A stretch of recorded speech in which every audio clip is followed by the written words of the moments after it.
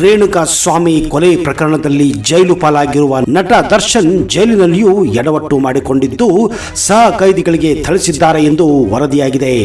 ಸುದ್ದಿ ಮಾಧ್ಯಮವೊಂದು ಈ ಕುರಿತು ವರದಿ ಮಾಡಿದ್ದು, ಜಾಮೀನು ರದ್ದಾಗಿ ಪರಪ್ಪನ ಅಗ್ರಹಾರ ಜೈಲಿಗೆ ಮರಳಿರುವ ನಟ ದರ್ಶನ್ ಸಹ ಕೈದಿಗಳಿಗೆ ಮಾನಸಿಕ ಹಾಗೂ ದೈಹಿಕ ಕಿರುಕುಳ ನೀಡುತ್ತಿರುವುದು ಬೆಳಕಿಗೆ ಬಂದಿದೆ. ದೊಡ್ಡ ಜಗಳಗಳು ನಡೆಯುತ್ತಿವೆ ಎಂದು ವರದಿಯಾಗಿವೆ. ಈ ನಡುವೆ ದರ್ಶನ್ ಮೇಲೂ ಕೂಡ ಕೆಲವರು ಅಟ್ಯಾಕ್ ಮಾಡಿದ್ದಾರೆ ಎನ್ನುವ ಮಾಹಿತಿ ಗೊತ್ತಾಗಿದೆ. ಈ ನಡುವೆ ಜೈಲಿನಲ್ಲಿ ಹಲವಾರು ಮಾರಾಮಾರಿ ದೃಶ್ಯಗಳು ಕಂಡು ಬಂದಿದ್ದು ಪೊಲೀಸ್ ಅಧಿಕಾರಿಗಳ ನಿದ್ದೆಗೆಡಿಸಿದೆ. ಜೈಲಿನಲ್ಲಿ ನಡೆಯುತ್ತಿರುವ ಅಕ್ರಮಗಳ ಕುರಿತು ಮಾಧ್ಯಮಗಳು ಸುದ್ದಿ ಮಾಡುತ್ತಲೇ ಅಧಿಕಾರಿಗಳು ಎಚ್ಚೆತ್ತುಕೊಂಡು ಅಕ್ರಮಗಳಿಗೆ ಬ್ರೇಕ್ ಹಾಕಿದ್ದಾರೆ. ಈಗ ಬೆಂಗಳೂರಿನ ಪರಪ್ಪನ ಅಗ್ರಹಾರದಲ್ಲಿ ನಿಯಮಗಳು ಕಠಿಣವಾಗಿದ್ದು ಈ ನಿಯಮಗಳಿಂದ ನಟ ದರ್ಶನ್ ತತ್ತರಿಸಿ ಹೋಗಿದ್ದಾರೆ. ಮಾನಸಿಕ ಒತ್ತಡಕ್ಕೆ ಒಳಗಾಗಿ ನಟ ದರ್ಶನ್ ಸಹ ಕೈದಿಗಳಿಗೆ ಅವರು ಕಿರುಕುಳ ನೀಡುತ್ತಿರುವ ಆರೋಪ ಕೇಳು ಬಂದಿದೆ. ಈ ನಡುವೆ ಕೆಲವು ಸಹ ಕೈದಿಗಳು ದರ್ಶನ್ ಮೇಲೆ ಕೂಡ ಕೈ ಮಾಡಿದ್ದಾರೆ ಎನ್ನುವ ಮಾಹಿತಿ ಇದೆ. ದರ್ಶನ್ ಈ ಬಾರಿ ಜೈಲು ಸೇರಿದಾಗಿಂದಲೂ ಕಠಿಣ ನಿಯಮ ಜಾರಿಯಲ್ಲಿದೆ. ಅಲ್ಲದೆ ಇತ್ತೀಚೆಗೆ ಜೈಲಿನ ಪಾರ್ಟಿ ವಿಡಿಯೋ ವೈರಲ್ ಆಗುತ್ತಿದ್ದಂತೆ ಎಲ್ಲವೂ ಬದಲಾಗಿ ಹೋಗಿದೆ. ಐಪಿಎಸ್ ಅಧಿಕಾರಿ ಅಂಶುಕುಮಾರ್ ಜೈಲಿನ ಮುಖ್ಯ ಸೂಪರಿಂಟೆಂಡೆಂಟ್ ಆಗಿ ನೇಮಕಗೊಂಡಿದ್ದು ಜೈಲಿನಲ್ಲಿ ಅತಿ ಕಠಿಣ ರೂಲ್ಸ್ ಜಾರಿಗೆ ತಂದಿದ್ದಾರೆ. ದರ್ಶನ್ ಅವರು ಕೂಡ ಮಾಮೂಲಿ ಕೈದಿ ಹಾಗೆ ಸಾಲಿನಲ್ಲಿ ನಿಂತು ತಾವೇ ಊಟ ತೆಗೆದುಕೊಂಡು ಬರಬೇಕಿದೆ. ಒಳಗಿನ ಶೌಚಾಲಯ ಕೂಡ ತಾವೇ ಕ್ಲೀನ್ ಮಾಡಬೇಕಾಗಿದೆ. ಈ ನಿಯಮಗಳಿಂದ ನಿಜಕ್ಕೂ ದರ್ಶನ್ ತತ್ತರಿಸಿ ಹೋಗಿದ್ದಾರೆ. ಇನ್ನು ದರ್ಶನ್ ಜೊತೆ ಒಂದೇ ಸೆಲ್ನಲ್ಲಿ ಅನುಕುಮಾರ್, ಜಗ್ಗ, ನಾಗರಾಜ್, ಪ್ರದೋಷ್, ಲಕ್ಷ್ಮಣ್ ಕೂಡ ಇದ್ದಾರೆ. ಇವರೆಲ್ಲರೂ ರೇಣುಕಾ ಸ್ವಾಮಿ ಕೊಲೆ ಕೇಸ್ನಲ್ಲಿ ಜೈಲು ಸೇರಿದವರಾಗಿದ್ದಾರೆ. ನಾಗರಾಜ್ ಅವರು ಹೊರತುಪಡಿಸಿ ಉಳಿದ ಆರೋಪಿಗಳಿಗೆ ದರ್ಶನ್ ಮಾನಸಿಕ ಹಾಗೂ ದೈಹಿಕ ಹಿಂಸೆ ಕೊಡುತ್ತಿದ್ದಾರೆ ಎಂದು ಕೇಳಿಬಂದಿದೆ. ಜೊತೆಗೆ ಅಲ್ಲಿದ್ದ ಸಹ ಕೈದಿಗಳು ಕೂಡ ಇವರ ಮೇಲೆ ಕೈ ಮಾಡಿದ್ದಾರೆ ಎನ್ನುವ ಮಾಹಿತಿ ಇದೆ. ಕೆಲ ದಿನಗಳ ಹಿಂದೆ ದರ್ಶನ್ ಸೆಲ್ನಲ್ಲಿ ದೊಡ್ಡ ಜಗಳವೇ ನಡೆದಿತ್ತು. ಜಗ್ಗ ಹಾಗೂ ದರ್ಶನ್ ಮಧ್ಯೆ ದೊಡ್ಡ ಜಗಳ ಆಗಿದೆ. ಇಬ್ಬರು ಜಗಳ ಜೋರಾಗುತ್ತಿದ್ದಂತೆಯೇ ಜೈಲು ಅಧಿಕಾರಿಗಳು ಬಂದು ಜಗಳ ಬಿಡಿಸಿದ್ದಾರೆ. ಇನ್ನು ಮಲಗಿದ್ದ ಸಹ ಕೈದಿಗಳನ್ನ ಕಾಲಿನಲ್ಲಿ ಒದ್ದು ಎಬ್ಬಿಸಿರೋ ದರ್ಶನ್ ಅವಾಚ್ಯ ಶಬ್ದಗಳಿಂದ ಬೈದಿದ್ದಾರೆ ಎಂದು ಮಾಧ್ಯಮ ಕೂಡ ವರದಿ ಮಾಡಿದೆ. ಸ್ನೇಹಿತರೆ, ಜೈಲಿನಲ್ಲಿ ಇಂತಹ ವಿಷಯಗಳು ತುಂಬಾ ಮಾಮೂಲಾಗಿ ಹೋಗಿವೆ. ಹೊಡೆದಾಟಗಳು ಬಡದಾಟಗಳು ಇಲ್ಲಿ ನಡೆಯುತ್ತಲೇ ಇರುತ್ತವೆ. ಯಾಕಂದ್ರೆ ಜೈಲಿನ ಇತಿಹಾಸವೇ ಹಾಗೆ. ಅದರಲ್ಲೂ ಬೆಂಗಳೂರಿನ ಸೆಂಟ್ರಲ್ ಜೈಲ್ ತನ್ನದೇ ಆದ ಇಂತಹ ಇತಿಹಾಸವನ್ನ ಕೂಡ ಹೊಂದಿದೆ. ದೆಹಲಿಯ ತಿಹಾರ್ ಜೈಲ್ ನಂತರ ಇದು ಭಾರತದ ಅತಿ ದೊಡ್ಡ ಜೈಲುಗಳಲ್ಲಿ ಒಂದು ಎನ್ನುವ ನಂಬಿಕೆ ಇದೆ. ಈ ಕಾರಾಗೃಹವು ಕೇವಲ ಅಪರಾಧಿಗಳನ್ನ ಬಂಧಿಸುವ ಸ್ಥಳವಲ್ಲ, ಅದು ನಮ್ಮ ಸಮಾಜದ ನ್ಯಾಯ ವ್ಯವಸ್ಥೆಯ ಕಾನೂನು ಬದ್ಧತೆಯ ಮತ್ತು ಮಾನವೀಯ ಪರಿವರ್ತನೆಯ ಒಂದು ಪ್ರತಿಬಿಂಬವಾಗಿದೆ. ಜೈಲಿನ ಅಧಿಕೃತ ಸಾಮರ್ಥ್ಯ ಸುಮಾರು 4,000ರಿಂದ 5,000 ಕೈದಿಗಳಿದೆ. ಆದರೆ ವಾಸ್ತವದಲ್ಲಿ ಸಾಮರ್ಥ್ಯಕ್ಕಿಂತ ಹೆಚ್ಚು ಸಂಖ್ಯೆಯ ಕೈದಿಗಳನ್ನ ಇಲ್ಲಿ ಇರಿಸಲಾಗಿದೆ. ಇತ್ತೀಚಿನ ಮಾಹಿತಿಯ ಪ್ರಕಾರ ಇಲ್ಲಿ 6,000ರಿಂದ 8,000 ಕೈದಿಗಳನ್ನ ಇಡಲಾಗಿದೆ. ಜೈಲು ಆಡಳಿತವು ಕರ್ನಾಟಕ ಕಾರಾಗೃಹ ಕಾಯ್ದೆ ಮತ್ತು ನಿಯಮಗಳು ಅಂದ್ರೆ Karnataka prison act and rules ಅಡಿಯಲ್ಲಿ ಕಾರ್ಯವನ್ನ ನಿರ್ವಹಿಸುತ್ತದೆ. ಜೈಲು ಅಧಿಕಾರಿಗಳು, ಜೈಲು ಅಧೀಕ್ಷಕರು ಮತ್ತು ಕರ್ನಾಟಕ ರಾಜ್ಯ ಕೈಗಾರಿಕಾ ಭದ್ರತಾ ಪಡೆ ಅಂದ್ರೆ KSISF ಸಿಬ್ಬಂದಿ ಇಲ್ಲಿ ಭದ್ರತೆಯ ನಿಯೋಜನೆಯನ್ನ ಜವಾಬ್ದಾರಿ ಹೊತ್ತಿರುತ್ತಾರೆ. ಅನಧಿಕೃತ ಮೊಬೈಲ್ ಬಳಕೆಯನ್ನ ತಡೆಯಲು ಜೈಲಿನ ಸುತ್ತಲೂ ಮೊಬೈಲ್ ಜಾಮರ್ಗಳನ್ನ ಕೂಡ ಅಳವಡಿಸಲಾಗಿದೆ.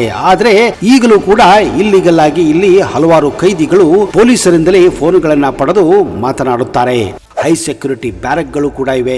ಭಯೋತ್ಪಾದಕರು ಮತ್ತು ಅತಿ ಗಂಭೀರ ಅಪರಾಧಿಗಳ ಕೈದಿಗಳಿಗಾಗಿ ಹೆಚ್ಚಿನ ಭದ್ರತೆ ವ್ಯವಸ್ಥೆಯ ಪ್ರತ್ಯೇಕ ಕೋಣೆಗಳು ಕೂಡ ಇಲ್ಲಿ ಅಳವಡಿಸಲಾಗಿದೆ. ಜೈಲಿನ ಪ್ರಮುಖ ಪ್ರದೇಶಗಳಲ್ಲಿ ನಿರಂತರವಾಗಿ CCTV ಕ್ಯಾಮೆರಾಗಳ ಕಣ್ಗಾವಲು ಇದ್ದೇ ಇರುತ್ತದೆ. ಈ ಜೈಲಿನಲ್ಲಿ ನ್ಯಾಯಾಲಯದ ಆದೇಶದ ಮೇರೆಗೆ ನ್ಯಾಯಾಂಗ ಬಂಧನ ಅಂದ್ರೆ ಜುಡಿಷಿಯಲ್ ಕಸ್ಟಡಿ ಮತ್ತು ಪೊಲೀಸ್ ಕಸ್ಟಡಿ, ಈ ಎರಡೂ ರೀತಿಯ ಕೈದಿಗಳು ಇಲ್ಲಿ ಇರುತ್ತಾರೆ. ಕೈದಿಗಳು ಕುಟುಂಬದ ಸದಸ್ಯರನ್ನು ಭೇಟಿ ಮಾಡಲು ನಿರ್ದಿಷ್ಟ ನಿಯಮ ಮತ್ತು ಸಮಯಗಳನ್ನ ಕೂಡ ಇಲ್ಲಿ ನಿಗದಿಪಡಿಸಲಾಗಿದೆ. ಆಂತರಿಕ ಬಣ ರಾಜಕೀಯ ಮತ್ತು ಹಣಕಾಸು ವ್ಯವಹಾರಗಳಿಂದಾಗಿ ಕೈದಿಗಳ ನಡುವೆ ಇಲ್ಲಿ ಆಗಾಗ ಗಂಭೀರ ಗ್ಯಾಂಗ್ ವಾರ್ಗಳು ಕೂಡ ನಡೆಯುತ್ತಾನೆ ಇರುತ್ತವೆ. ಇಲ್ಲಿನ ಸಿಬ್ಬಂದಿ 5,000 ರೂಪಾಯಿಂದ 1 ಲಕ್ಷ ರೂಪಾಯಿವರೆಗೆ ಹಣ ಪಡೆದು ಮೊಬೈಲ್ ಫೋನು, ಉತ್ತಮ ಆಹಾರ ಮತ್ತು ಐಷಾರಾಮಿ ವಸ್ತುಗಳನ್ನು ಒದಗಿಸುತ್ತಾರೆ ಎಂಬ ಇತ್ತೀಚೆಗೆ ಹಲವಾರು ಗಂಭೀರ ಆರೋಪಗಳು ಕೇಳಲ್ಪಟ್ಟಿವೆ. ಹಳೆಯ ಬೆಂಗಳೂರಿನಲ್ಲಿ ಮೊದಲ ಕಾರಾಗೃಹವು 1860ರ ದಶಕದಲ್ಲಿ ಈಗಿನ ಮೆಜೆಸ್ಟಿಕ್ ಪ್ರದೇಶ ಹತ್ತಿರ ಇರುವ ಅಂದ್ರೆ ಈಗ ಫ್ರೀಡಂ ಪಾರ್ಕ್ ಆಗಿ ಬದಲಾಗಿರುವ ಸ್ಥಳದಲ್ಲಿ ಈ ಒಂದು ಜೈಲನ್ನ ಬ್ರಿಟಿಷರ ಕಾಲದಲ್ಲಿ ನಿರ್ಮಿಸಲಾಗಿತ್ತು. ಆ ಕಾಲದಲ್ಲಿ ಅದನ್ನ ಸೆಂಟ್ರಲ್ ಜೈಲ್ ಬೆಂಗಳೂರೆಂದೇ ಕರೆಯಲ್ಪಡುತ್ತಿತ್ತು. ಇದು ಬ್ರಿಟಿಷ್ ಕಾಲದ ಕಟ್ಟಡವಾಗಿದ್ದು ಬ್ರಿಟಿಷ್ ಶೈಲಿಯ ವಾಸ್ತುಶಿಲ್ಪ ಹೊಂದಿದ್ದು ಸುಮಾರು 135 ವರ್ಷಗಳ ಕಾಲ ಇದು ಕಾರ್ಯವನ್ನ ನಿರ್ವಹಿಸಿತ್ತು. ಬೆಂಗಳೂರಿನ ಹಳೆಯ ಕಾರಾಗೃಹವನ್ನ ಬ್ರಿಟಿಷ್ ಆಡಳಿತವು 1866 ಹಾಗೂ 67ರ ಇಸವಿಯಲ್ಲಿ ಶೇಷಾದ್ರಿಪುರಂನ ಅಂದ್ರೆ ಈಗಿನ ಗಾಂಧಿನಗರ ಸಮೀಪ ಇರುವುದರಲ್ಲಿ ನಿರ್ಮಿಸಿತ್ತು.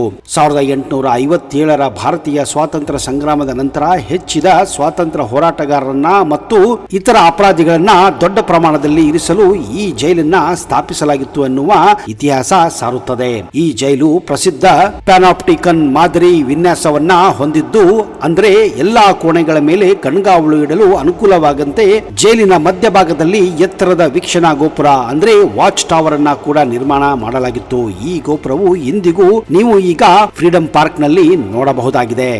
ಭಾರತದ ಸ್ವಾತಂತ್ರ್ಯ ಚಳವಳಿಯ ಸಂದರ್ಭದಲ್ಲಿ ಈ ಜೈಲು ಅನೇಕ ದೇಶಭಕ್ತರು ಮತ್ತು ಸ್ವಾತಂತ್ರ್ಯ ಹೋರಾಟಗಾರರನ್ನ ಬಂಧಿಸಿ ಇಡಲು ಬಳಕೆಯಾಗಿತ್ತು. 1942ರ ಭಾರತ ಬಿಟ್ಟು ತೊಲಗಿ ಚಳವಳಿ ಅಂದ್ರೆ ಕ್ವಿಟ್ ಇಂಡಿಯಾ ಚಳವಳಿ ಮೂವ್ಮೆಂಟ್ ಸಮಯದಲ್ಲಿ ಮಾಜಿ ಮುಖ್ಯಮಂತ್ರಿ ಕೆ ಹನುಮಂತಯ್ಯ, ಎಂ.ವಿ. ರಾಮರಾವ್ ಸೇರಿದಂತೆ ಅನೇಕ ನಾಯಕರನ್ನ ಇಲ್ಲಿ ಬಂಧಿಸಲಾಗಿತ್ತು.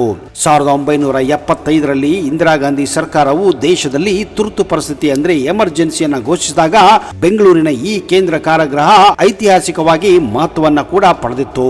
ಸರ್ಕಾರವನ್ನ ವಿರೋಧಿಸಿದ ಸಾವಿರಾರು ರಾಜಕೀಯ ನಾಯಕರನ್ನ ಮತ್ತು ವಿರೋಧ ಪಕ್ಷದ ಮುಖಂಡರನ್ನ ದೇಶಾದ್ಯಂತ ಬಂಧಿಸಲಾಗಿತ್ತು. ಕರ್ನಾಟಕದಲ್ಲಿ ಅಟಲ್ ಬಿಹಾರಿ ವಾಜಪೇಯಿ, ಲಾಲಕೃಷ್ಣ ಅದ್ವಾನಿ, ರಾಮಕೃಷ್ಣ ಹೆಗಡೆ, ಎಚ್.ಡಿ. ದೇವೇಗೌಡ ಸೇರಿದಂತೆ ಹಲವು ಪ್ರಮುಖ ನಾಯಕರನ್ನ ವಿಐಪಿ ಕೈದಿಗಳಾಗಿ ಬಂಧನದಲ್ಲಿ ಇಲ್ಲೇ ಇಡಲಾಗಿತ್ತು. ಈ ಘಟನೆಯಿಂದ ಈ ಜೈಲಿಗೆ ರಾಷ್ಟ್ರ ಮಟ್ಟದ ರಾಜಕೀಯ ಮಹತ್ವ ಪ್ರಾಪ್ತಿಯಾಗಿತ್ತು. ಕಾಲಕ್ರಮೇಣ ಹಳೆಯ ಜೈಲಿನ ಸಾಮರ್ಥ್ಯ ಮೀರಿ ಕೈದಿಗಳ ಸಂಖ್ಯೆ ಹೆಚ್ಚಾಗಿತ್ತು, ಅಂದ್ರೆ ಓವರ್ ಕ್ರೌಡಿಂಗ್ ಆಗಿತ್ತು. ಅಲ್ಲದೆ ಬೆಂಗಳೂರು ನಗರದ ಹೃದಯ ಭಾಗದಲ್ಲಿ ಕಾರಾಗೃಹವನ್ನ ನಿರ್ವಹಿಸುವುದು ಕಷ್ಟವಾಗಿತ್ತು. ಈ ಹಿನ್ನೆಲೆಯಲ್ಲಿ 2001ರ ಸುಮಾರಿಗೆ ಜೈಲನ್ನ ನಗರದ ಹೊರವಲಯದಲ್ಲಿರುವ ಪರಪ್ಪನ ಅಗ್ರಹಾರ ಎಂಬ ಜಾಗಕ್ಕೆ ಸಂಪೂರ್ಣವಾಗಿ ಸ್ಥಳಾಂತರಿಸಲಾಗಿತ್ತು. 21 ಎಕರೆಯ ಈ ಪ್ರಮುಖ ಜಾಗದ ಭವಿಷ್ಯದ ಬಗ್ಗೆ ಚರ್ಚೆ ನಡೆದಾಗ ಬೆಂಗಳೂರು ಮಹಾನಗರ ಪಾಲಿಕೆ ಇದನ್ನ ಐತಿಹಾಸಿಕ ಮಹತ್ವವುಳ್ಳ ಸಾರ್ವಜನಿಕ ಉದ್ಯಾನವನ್ನಾಗಿ ಪರಿವರ್ತಿಸುವ ನಿರ್ಧಾರ ಕೈಗೊಂಡಿತ್ತು. ಸುಮಾರು 17 ಕೋಟಿ ವೆಚ್ಚದಲ್ಲಿ ಅಭಿವೃದ್ಧಿಪಡಿಸಲಾದ ಈ ಸ್ಥಳವನ್ನ 2008 ನವೆಂಬರ್ ಮತ್ತು ಫೆಬ್ರವರಿ ತಿಂಗಳಲ್ಲಿ ಸಾರ್ವಜನಿಕವಾಗಿ ಫ್ರೀಡಂ ಪಾರ್ಕ್ ಎಂದು ಇದನ್ನ ಉದ್ಘಾಟನೆ ಮಾಡಲಾಗಿತ್ತು. ಇದನ್ನ ತುರ್ತು ಪರಿಸ್ಥಿತಿಯ ಸಮಯದಲ್ಲಿ ಇದೇ ಜೈಲಿನಲ್ಲಿ ಬಂಧನಕ್ಕೊಳಗಾಗಿದ್ದ ಹಿರಿಯ ರಾಜಕಾರಣಿ ಲಾಲ್ ಕೃಷ್ಣ ಅದ್ವಾನಿಯವರು ಇದನ್ನ ಉದ್ಘಾಟನೆ ಕೂಡ ಮಾಡಿದ್ದರು. ಫ್ರೀಡಂ ಪಾರ್ಕ್ ಈಗ ಇತಿಹಾಸ, ವಿರಾಮ ಮತ್ತು ಪ್ರಜಾಪ್ರಭುತ್ವದ ಅಭಿವ್ಯಕ್ತಿಯ ಕೇಂದ್ರ ಬಿಂದು ಆಗಿದೆ. ಜೈಲಿನ ಕೆಲವು ಮೂಲ ರಚನೆಗಳಾದ ವೀಕ್ಷಣಾ ಗೋಪುರ, ಬ್ಯಾರೆಕ್ಗಳು ಮತ್ತು ಗಲ್ಲು ಜಾಗಗಳು ಅಂದ್ರೆ ಹ್ಯಾಂಗಿಂಗ್ ಸ್ಪಾಟ್ ಅನ್ನ ಉಳಿಸಿ ಅವುಗಳನ್ನ ವಸ್ತು ಸಂಗ್ರಹಾಲಯನ್ನಾಗಿ ಪರಿವರ್ತಿಸಲಾಗಿದೆ. ಇಲ್ಲಿ ಕೈದಿಗಳ ಜೀವನ, ಶಿಕ್ಷೆ ಮತ್ತು ಸುಧಾರಣಾ ಕಾರ್ಯಕ್ರಮಗಳನ್ನ ಪ್ರದರ್ಶಿಸಲಾಗುತ್ತದೆ. ಲಂಡನ್ನಿನ ಹೈಡ್ ಪಾರ್ಕ್ ಮಾದರಿಯಲ್ಲಿ ಉದ್ಯಾನವನ ಸುಮಾರು 5 ಎಕರೆ ಪ್ರದೇಶವನ್ನ ಪ್ರಜಾಪ್ರಭುತ್ವದ ಪ್ರತಿಭಟನೆಗಳು, ಧರಣಿಗಳು ಮತ್ತು ಸಾರ್ವಜನಿಕ ಸಭೆಯನ್ನ ನಡೆಸಲು ಮೀಸಲಿಡಲಾಗಿದೆ. ಬೆಂಗಳೂರಿನಲ್ಲಿ ಯಾವುದೇ ದೊಡ್ಡ ಪ್ರತಿಭಟನೆ ನಡೆಯಬೇಕಾದ್ರೆ ಇದೇ ಜಾಗವನ್ನ ಇತ್ತೀಚೆಗೆ ಬಳಸಲಾಗುತ್ತಿರುವುದು ನೀವು ಇತ್ತೀಚೆಗೆ ಸುದ್ದಿ ಮಾಧ್ಯಮದಲ್ಲಿ ನೋಡುತ್ತಾನೆ ಇರುತ್ತೇವೆ. ಉಳಿದ ಪ್ರದೇಶವನ್ನ ಹಸಿರು ಉದ್ಯಾನವನ, ಜಾಗಿಂಗ್ ಟ್ರ್ಯಾಕ್ ಮತ್ತು ಮಕ್ಕಳ ಆಟದ ಪ್ರದೇಶವಾಗಿ ಅಭಿವೃದ್ಧಿ ಕೂಡ ಪಡಿಸಲಾಗಿದೆ. ಪರಪ್ಪನ ಅಗ್ರಹಾರ ಕೇಂದ್ರ ಕಾರಾಗೃಹವು ಸುಮಾರು 40 ಎಕರೆ ಜಮೀನಿನಲ್ಲಿ ನಿರ್ಮಾಣ ಮಾಡಲಾಗಿದೆ. ಇದು ದಕ್ಷಿಣ ಭಾರತದ ಅತ್ಯಂತ ದೊಡ್ಡ ಕಾರಾಗೃಹಗಳಲ್ಲಿ ಒಂದಾಗಿದೆ. ಈ ಕಾರಾಗೃಹವನ್ನ 3 ಮುಖ್ಯ ವಿಭಾಗಗಳನ್ನಾಗಿ ವಿಭಜಿಸಲಾಗಿದೆ. 1ನೇದು ಪುರುಷರ ವಿಭಾಗ, 2ನೇದು ಮಹಿಳೆಯರ ವಿಭಾಗ ಮತ್ತು 3ನೇದು ಸುರಕ್ಷತಾ ಮತ್ತು ನಿರ್ವಹಣಾ ವಿಭಾಗವನ್ನಾಗಿ ವಿಂಗಡಣೆ ಮಾಡಲಾಗಿದೆ. ಪ್ರತಿ ವಿಭಾಗದಲ್ಲೂ ವಿಚ್ಛಿನ್ನ ಬ್ಲಾಕ್ಗಳು, ಕಾರ್ಯಾಲಯಗಳು, ಆಹಾರ ಪಾಕದ ಘಟಕಗಳು, ವೈದ್ಯಕೀಯ ಕೇಂದ್ರಗಳು ಮತ್ತು ಓದು ವಿದ್ಯಾಭ್ಯಾಸ ಕೊಠಡಿಗಳು ಕೂಡ ಇವೆ. ಅಂದ್ರೆ ಲೈಬ್ರರಿ ಕೂಡ ಇಲ್ಲಿವೆ. ಭದ್ರತೆಯ ದೃಷ್ಟಿಯಿಂದ ಇದು ಉನ್ನತ ಮಟ್ಟದ ಸುರಕ್ಷತಾ ವ್ಯವಸ್ಥೆ ಹೊಂದಿದೆ. ಸಿಸಿಟಿವಿ, ನಿಗಾ ವ್ಯವಸ್ಥೆ, ಬಹುಸ್ತರದ ಕಂಟಕದ ತಂತಿ ಬೇಲಿ, ಶಸ್ತ್ರಸಜ್ಜಿತ ರಕ್ಷಕ ಪಡೆ ಮತ್ತು ನಿಯಂತ್ರಿತ ಪ್ರವೇಶ ವ್ಯವಸ್ಥೆ ಕೂಡ ಇದೆ. ಈ ಕಾರಾಗೃಹವನ್ನು ಕರ್ನಾಟಕ ರಾಜ್ಯ ಕಾರಾಗೃಹ ಇಲಾಖೆ ನಿರ್ವಹಿಸುತ್ತದೆ. ಒಂದು ಅಧೀಕ್ಷಕ ಅಂದ್ರೆ ಸೂಪರಿಂಟೆಂಡೆಂಟ್ ಮುಖ್ಯಸ್ಥನಾಗಿ ಉಪಾಧಿಕಾರಿಗಳು, ವಾರ್ಡನ್ಗಳು, ವೈದ್ಯಾಧಿಕಾರಿಗಳು ಮತ್ತು ಸಮಾಜ ಸೇವಕರು ಸೇರಿದಂತೆ 106 ಸಿಬ್ಬಂದಿ ಇಲ್ಲಿ ಕೆಲಸವನ್ನ ಮಾಡುತ್ತಾರೆ. ಕಾರಾಗೃಹದ ಉದ್ದೇಶ ಕೇವಲ ಬಂಧನವಲ್ಲ, ಪುನರ್ವಸತಿ ಮತ್ತು ಪುನಶ್ಚೇತನ, ರಿಫಾರ್ಮೇಶನ್ ಅಂಡ್ ರಿಹ್ಯಾಬಿಲೇಷನ್. ಅದರಡಿಯಲ್ಲಿ ಕೈದಿಗಳಿಗೆ ಶಿಕ್ಷಣ, ಕೆಲಸ ಮತ್ತು ಮಾನಸಿಕ ಸಹಾಯ ಕೂಡ ನೀಡಲಾಗುತ್ತದೆ. ಕೈದಿಗಳ ಜೀವನ ಮತ್ತು ದಿನಚರಿ ಕೂಡ ಇಲ್ಲಿ ಕಟ್ಟುನಿಟ್ಟಾಗಿ ಪಾಲಿಸಲಾಗುತ್ತದೆ. ಬೆಳಗ್ಗೆ 5 ಗಂಟೆಗೆ ಕೈದಿಗಳ ದಿನ ಆರಂಭವಾಗುತ್ತದೆ. ಪ್ರಾರ್ಥನೆ, ಸ್ವಚ್ಛತೆ ಮತ್ತು ಹಾಜರಿಯ ನಂತರ ಉಪಹಾರ ನೀಡಲಾಗುತ್ತದೆ. ನಂತರ ಅವರಿಗೆ ನಿಗದಿಪಡಿಸಿದ ಕೆಲಸ, ಉದಾಹರಣೆಗೆ ಬಟ್ಟೆ ಹೊಲಿಯುವುದು, ಮರ ಕೆಲಸ, ತೋಟಗಾರಿಕೆ, ಆಹಾರ ಪಾಕ, ಸಾಬೂನು ಸಾಬೂನು ಅಥವಾ ಮಿಂಟು ತಯಾರಿಕೆ ಇವುಗಳಲ್ಲಿ ಪಾಲ್ಗೊಳ್ಳಲು ಅವಕಾಶ ಕೂಡ ನೀಡಲಾಗುತ್ತದೆ. ಮಧ್ಯಾಹ್ನ ಊಟದ ನಂತರ ವಿಶ್ರಾಂತಿ ಮತ್ತು ಸಂಜೆ ಓದು, ಕ್ರೀಡೆ ಅಥವಾ ಧಾರ್ಮಿಕ ಚಟುವಟಿಕೆಗಳು ಇಲ್ಲಿ ನಿರಂತರವಾಗಿ ನಡೆಯುತ್ತಾನೆ ಇರುತ್ತವೆ.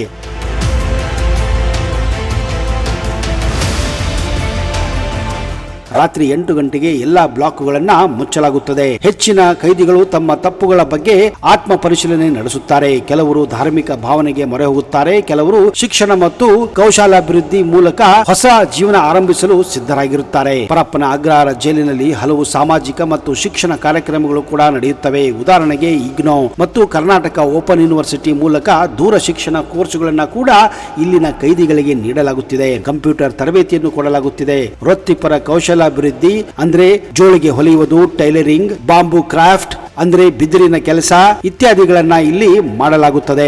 ಯೋಗ ಮತ್ತು ಧ್ಯಾನದ ಶಿಬಿರಗಳು ಇಲ್ಲಿ ನಿರಂತರವಾಗಿ ನಡೆಯುತ್ತವೆ. ಧಾರ್ಮಿಕ ಉಪನ್ಯಾಸಗಳು ನಡೆಯುತ್ತವೆ. ಕೌನ್ಸಿಲಿಂಗ್ ಹಾಗೂ ಮನೋವೈಜ್ಞಾನಿಕ ಸಹಾಯ ಕೂಡ ಮಾಡಲಾಗುತ್ತದೆ.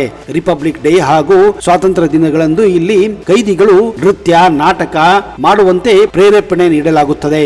ಈ ಕಾರ್ಯಗಳಿಂದಾಗಿ ಹಲವಾರು ಕೈದಿಗಳು ತಮ್ಮ ಜೀವನದ ದಾರಿ ಬದಲಿಸಿಕೊಂಡಿದ್ದಾರೆ. ಕೆಲವು ಕೈದಿಗಳು ಬಿಡುಗಡೆ ನಂತರ ಸಾಮಾಜಿಕ ಸೇವೆಯಲ್ಲೂ ಕೂಡ ತೊಡಗಿದ್ದಾರೆ ಮತ್ತು ತಮ್ಮ ಕಥೆಗಳಿಂದ ಇತರರಿಗೆ ಪ್ರೇರಣೆ ಕೂಡ ಆಗಿದ್ದಾರೆ. ಜೈಲಿನಲ್ಲಿ ವೈದ್ಯಕೀಯ ಘಟಕ ಕೂಡ ಇದೆ. ಇಲ್ಲಿ ವೈದ್ಯರು ತಮ್ಮ ನರ್ಸುಗಳು ದಿನನಿತ್ಯ ಸೇವೆ ನಡೆಸುತ್ತಾರೆ. ಮಾನಸಿಕ ಒತ್ತಡ, ನೈರಾಶ್ಯ, ಆತ್ಮಹತ್ಯಾ ಪ್ರಯತ್ನಗಳು ಇವುಗಳನ್ನ ತಡೆಗಟ್ಟಲು ಕೌನ್ಸಿಲಿಂಗ್ ವಿಭಾಗ ಕಾರ್ಯವನ್ನ ನಿರಂತರವಾಗಿ ನಿರ್ವಹಿಸುತ್ತದೆ. ಸಾರ್ವಜನಿಕ ಆಸ್ಪತ್ರೆಗಳ ಸಹಯೋಗದಿಂದ ತೀವ್ರ ರೋಗಿಗಳ ಚಿಕಿತ್ಸೆ ಕೂಡ ಇಲ್ಲಿ ನೀಡಲಾಗುತ್ತಿದೆ. ಇಂದಿನ ದಿನಗಳಲ್ಲಿ ಬೆಂಗಳೂರು ಕೇಂದ್ರ ಕಾರಾಗೃಹ ತಂತ್ರಜ್ಞಾನವನ್ನ ಕೂಡ ಅಳವಡಿಸಿಕೊಂಡಿದೆ. ಇಲ್ಲಿ ಮೊದಲಿನ ಹಾಗೆ ಮ್ಯಾನ್ಯುವಲ್ ಹಾಜರಿ ವ್ಯವಸ್ಥೆ ಇಲ್ಲ. ಬದಲಾಗಿ ಇಲ್ಲಿ ಬಯೋಮೆಟ್ರಿಕ್ ಅನ್ನ ಬಳಸಲಾಗಿದೆ. ಡಿಜಿಟಲ್ ಹಾಜರಿ ವ್ಯವಸ್ಥೆ ಮಾಡಲಾಗಿದೆ.